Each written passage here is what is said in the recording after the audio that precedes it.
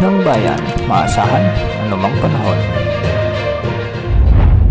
Magandang araw po sa ating lahat. Narito ang update sa lagay ng ating panahon ngayong araw ng Lunes, October 7, 2024. Sa kasalukuyan ay tatlong weather systems ang umiiral sa ating bansa. Una rito ang Intertropical Convergence Zone na siyang nakakaapekto sa may Southern Luzon, Visayas at Mindanao, at Easterlies naman ang nakakaapekto sa hilagang bahagi ng ating bansa. Samantalang may low pressure area pa rin tayong minomonitor sa kanluran o hilagang kanluran ng Palawan.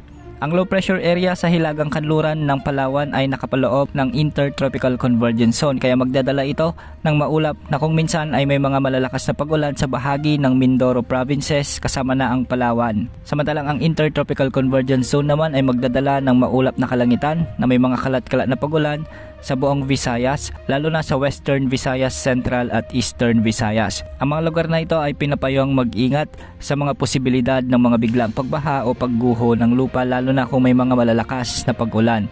Samantala sa Mindanao ay apektado rin ng Intertropical Convergence Zone, kaya makakaranas din ng bahagyang maulap hanggang sa maulap na kalangitan na may mga kalat-kalat na pagulan at pagkidlat, pagkulog. Samantala easterlies naman o ang mainit na hangin mula sa karagatang Pasipiko ang umiiral ngayon sa bahagi ng Ilocos Region, Cordillera Administrative Region, Cagayan Valley at Central Luzon. Ang mga lugar na ito ay makakaranas ng minsan ay malalakas na pagbuhos ng ulan, lalo na pagsapit ng hapon na sinasabayan ng mga localized thunderstorms, kaya pinag-iingat pa rin natin ang ating mga kababayan sa banta ng mga pagbaha at pagguho ng lupa.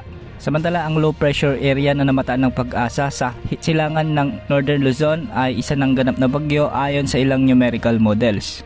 Hindi naman ito nakikitang papasok sa ating area of responsibility at kikilos ito ng pahilaga patungo malapit sa Japan. Sa ngayon wala ring nakataas na gale warning sa mga karagatang sakop ng ating bansa.